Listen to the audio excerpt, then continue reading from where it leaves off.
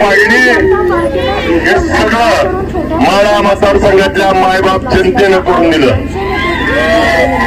आणि ज्या सहकार्याने रात्रीचा दिवस कधीही त्या ठिकाणी घराचं तोंड बघितलं नाही, 15-15 दिवस लेकराला भेटली नाही, अभिजित पाटील म्हणून प्रत्येकाच्या दारात जाऊन मत मागितलं.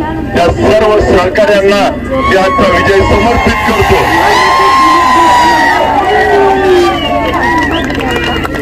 भले आपल्या इथं बघितलं की भल्या मी आमदारकीचे स्वप्न बघितली.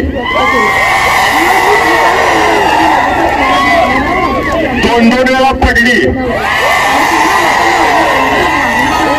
पण खेळलं नाही.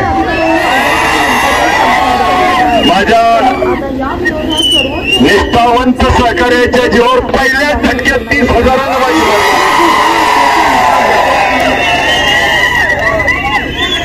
एका बाजूला इलेक्शन मध्ये आपण बघितलं की पांडुरंग परिवाराचे नेते मंडळाचे आमचा बबनदादाच्या पोराला पाठिंबा, विठ्ठल परिवाराचे नेते म्हणायचे आमचा बबनदादाला पाठिंबा, आणि मला म्हणायचे कोण आहे तुमच्याकडे, मी सांगायचो सामान्य जनता माझ्यासोबत आहे. आणि त्या जनतेला देखील मी घोषातून आवाहन केलं होतं की मला माझ्या जनतेवरती विश्वास आहे. जरी सगळे नेते का गेलेत, कशासाठी गेलेत, पुढच्या विजयी सभेत यांचा आकडा सुद्धा सांगतो. यांची काय लायकी आहे ती सुद्धा सांगतो.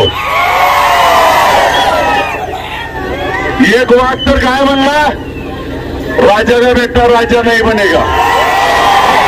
अरे राजा का बेटा राजा नहीं बनेगा, जो काबिल होगा वही हकदार होगा. एक म्हणला इटलच्या चेअरमनला आमदार होऊ देत नाही, मुंबईला जाऊ देत नाही.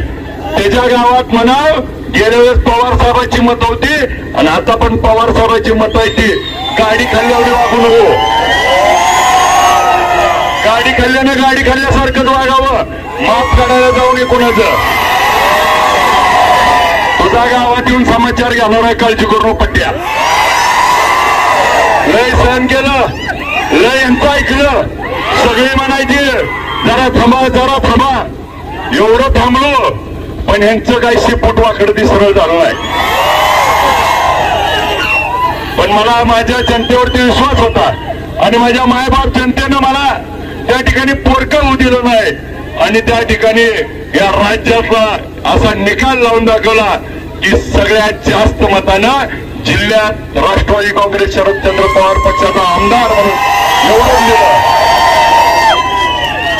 आज आपल्या सगळ्याच्या प्रेमानं आशीर्वादानं मी आपल्याला एवढंच सांगतो, माढा मतदारसंघाच्या जनतेनं पंढरपूर तालुक्याची आणबाण शान राखली आहे. काही काळजी करू नका. त्या ठिकाणी पंढरपूर, मंगळवेढा, सांगोला, मोहोळ आणि मंगळवेढा पंढरपूर आपलं माढा मतदारसंघाचा तर आमदार आहे, पण तुमचं पण प्रत्येक काम मीच करणार आहे. काय काळजी करू नका. कुणाला कुणाच्या दारात जाऊ देणार नाही. जिथं गरज पडेल त्या ठिकाणी तुमचा आभार मागे उभा असेल, त्यामुळे भ्यायचं काही कारण नाही. आणि या पंढरपूर शहरात उभा आहे आमचं प्रशांत शिंदे मेंबर शेजारी उभा आहे. मेंबर उद्याची नगरपालिका विठ्ठल परिवाराचेच. विठ्ठल का आता तर पटलं का म्हणा, विठ्ठलचा चेअरमन विठ्ठलचा नेता असतो, विठ्ठलचा चेअरमन आमदार होतो, नेता तोच असतो. ही जनतेनं ठरवलं तर नेत्यांनी ठरवायची गरज नाही. तुम्ही नेत्यांनी ठरवून आता जनता बदलत नाही. जनतेनं त्या ठिकाणी मला बहुमान दिलाय. तो बहुमान भविष्य काळामध्ये कधीही त्या ठिकाणी खाली पडू देणार नाही. ज्या पद्धतीने विठ्ठल कारखान्याच्या निवडणुकीत लोकांना मान सन्मान मिळाला, तसा भविष्य काळात माझ्या या विधानसभा आमदारचा, आपल्या पंढरपूर तालुक्याचा, माढा मतदारसंघाचा सगळे प्रश्न त्या ठिकाणी विधानसभेमध्ये मांडून त्याला तोडगा काढून न्याय हक्कासाठी माझ्या कोणत्याही सहकार्यावर अन्याय होऊ देणार नाही, एवढा या निमित्ताने शब्द देतो. आणि माझं या निमित्तानं आव्हान आहे, आता तुम्ही आमदार नाही, मी आमदार आहे, नातीला काही नाही. आमदार नसताना वेळ लागू दिला नाही. आता तर 3 महिन्यात जाऊन मैदानावरून आलोय. तुमचा बाजार उरकीन, नादी लागू नका. मागच्या वेळेस देखील याच ठिकाणी विठ्ठलच्या निवडणुकीनंतर सगळ्याला त्या ठिकाणी विनंती करून सांगितलं होतं की आपलं मिटवू, पण जुळवून घेतलं नाही. त्याचीच पत्नी आता भोगायला आली. ती जी मला म्हणला होता मुंबईला जाऊ देत नाही, त्यानं कुणाकुणाचं नुकसान केलंय त्यानं मानसिकता बघावी, नाहीतर आज 2 तुतारीचं विठ्ठल परिवाराचा आमदार झाला असतं. विभाग कोणी वावला, पवार साहेबांच्या समोरच्या मीटिंग मध्ये कोणी फेल घातलं, पुढच्या सभेमध्ये मी सगळं सांगतो. तुम्ही तुमच्यात हाणाहाणी करायला लागताल, त्याच्या पुढे काय लय बोलत नाही. मला त्या जनतेनं मला निवडून दिलं, त्या जनतेचे शतश आभार मानतो.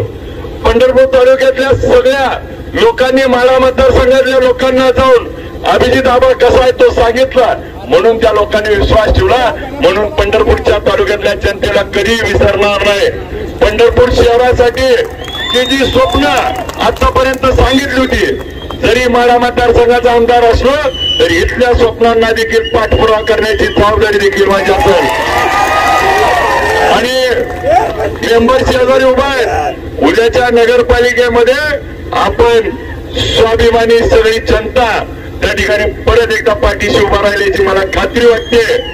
आणि उद्याचा ताज्या घडामोडी जाणून घेण्यासाठी शिवशाही न्यूज यूट्यूब चॅनलला सबस्क्राईब करा. आपण हा व्हिडिओ फेसबुकवर पाहत असाल तर फेसबुक पेज फॉलो करा आणि शिवशाही न्यूज.com या आपल्या वेबसाईटलाही भेट द्या.